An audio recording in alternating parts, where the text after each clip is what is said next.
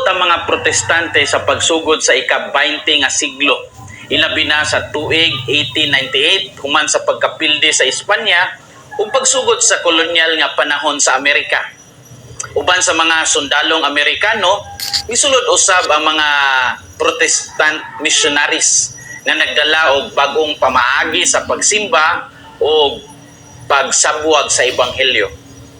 Sa tuig 1901, opisyal nga nagsugod ang ilang organisadong misyon sa Pilipinas pinaagi sa lain-lain nga mga denominations nga nagtinabangay sa usa ka kasabutan nga gitawag og committee agreement aron malikayan ang competition sa ilang mga pagsangyaw nga himuon. Pananglitan, ang mga Methodists nagmisyon sa Bulacan, sa Pampanga, sa Tarlac, Zambales, Nueva Ecija ug sa Pangasinan. Ang mga Presbyterians nisentro sa Rizal, Cavite, Laguna, Batangas, Camarines Sur o Camarines Norte, Albay, Sorsogon, plus mga isla sa Cebu o sa Leyte. Ang mga Baptist primarily focused sa Visayas, labi na sa Panay o sa Negros. Ang United Brethren ni istasyon sa La Union and some parts of Ilocos Region, samtang ang mga Christian o Missionary Alliance ni sentro sa Western Mindanao o sa Sulu Archipelago. Ang Born Again movement niabot sa Pilipinas sa ulahing bahin sa 1930s o nahimong popular sa dekada 70 ug 80 nga gikonsiderar nga golden age sa Born Again movement sa Pilipinas. Nining mga tuiga, ang mga miyembro sa lain-lain nga mga Born Again churches midaghan tungod kay sila nakapamingwit sa mga nanguna nga mga protestante nga simbahan o nakadanisad sa mga nominal nga mga Katoliko. Ang ilang pagsaka sa ilang numbers nagpadayon hangtod sa tuig 1990 ug ang ilang mga miyembro mikunhod na sa mga misunod nga mga katuigan. Sa tuig year 2000, ang mga Born Again churches gikan sa United States nagpadala sa ilang mga missionaries sa Pilipinas aron pag-revive pag-usab sa Born Again movement ug niining higayuna ang ilang naguna nga misyon. Dili na ang pagpanguha gikan sa mga simbahan nga mga protestante o katoliko apan gipuntirya na nila karon ang mga batan-on sa mga eskwelahan, partikular na ang mga college students. Ang Born Again nga mga magsasangyaw dili gusto nga maghisgot sa church history o intentional gadjud nga mosentro sila sa Bible alone. Nganong dili man sila ganahan sa church history kay diha sa pagtuki sa kasaysayan sa simbahan maklaro man nga sila wala nakakutay ngadto sa mga apostoles. Okay, atong gipaminaw ang usa ka history sa usa ka Katolisismo paghisgot sa pagsulod sa mga evangelical or sa mga protestante diri sa nasod nato nga kaniadto gitawag og maharlika o giilisan sa mga Katoliko o Pilipinas gipangalan sa hari sa Spain pinaagi ni Philip II. So atong makita nga ila kunong ipalusot nga ang mga protestante nagsulod sa Pilipinas human sa ikaduhang gubat sa kalibutan. Nganong ingon ana naman ang hinungdan nga nakasulod ang mga protestante, no? Protestante diri sa Pilipinas human sa ikaduhang gubat sa kalibutan. Tungod kay sa diha nga si Magellan nag-colonize dinhi sa Maharlika, giilisa nila ang pangalan niini og Pilipinas.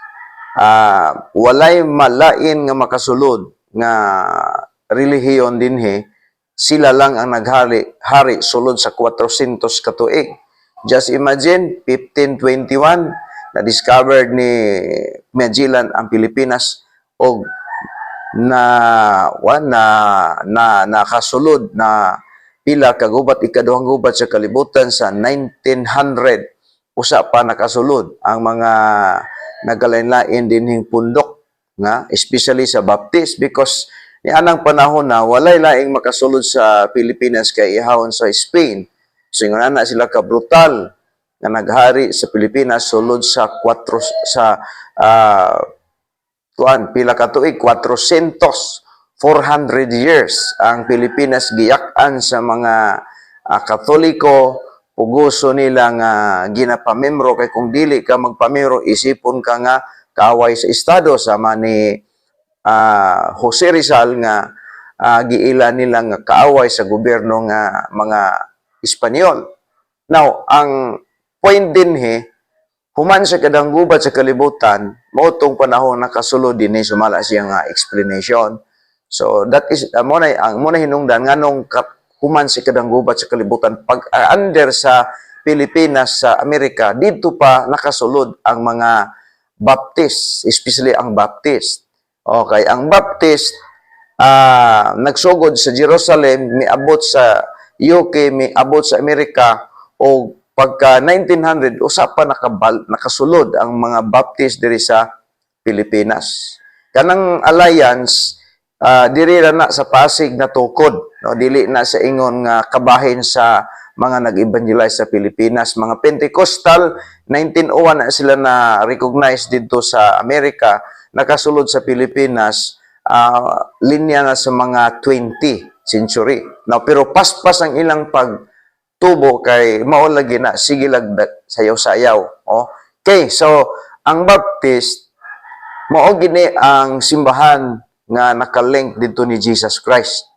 Pero nganong ulahi sila nakasulod sa Pilipinas tungod sa paghari-hari sa mga Espanyol nga close country ni walay laing makasulod gawas sa ilahang relihiyon nga dala ni Ferdinand Magellan. Mao nang kanang moingon sila nga doon na sila kutay-kutay dito ni Kristo usa ka dako ning bakakon tungod kay ang tinud-anay kini nga relihiyon dili gikan ni Kristo gikan ni Constantino. Nagpakaaron ingnon nga Kristohanon tungod ni Constantino nga nagpabautismo kuno nagpa-rebaptize ngadto sa mga Christian nga nang panahon na gianggaan lang Christian pero ang tinud-anay mga Anabaptist sila nga maoy gi-persecute o gipamatay sa panahon sa mga Dark Ages, guys.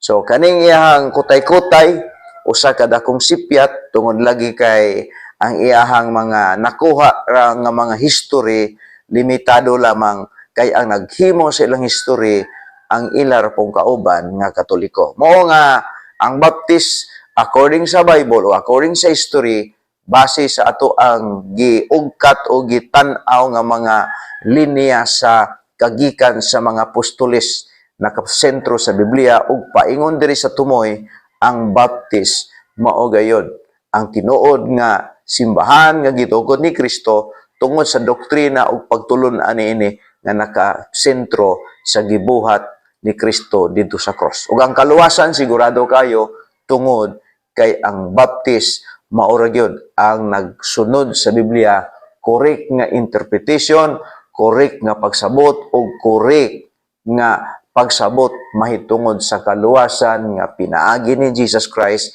Way ikadugang, way sobra, walay kulang pagtuo o pagdawat niya nga maoy manluluwas sa atong mga kalag. Okay, salamat guys.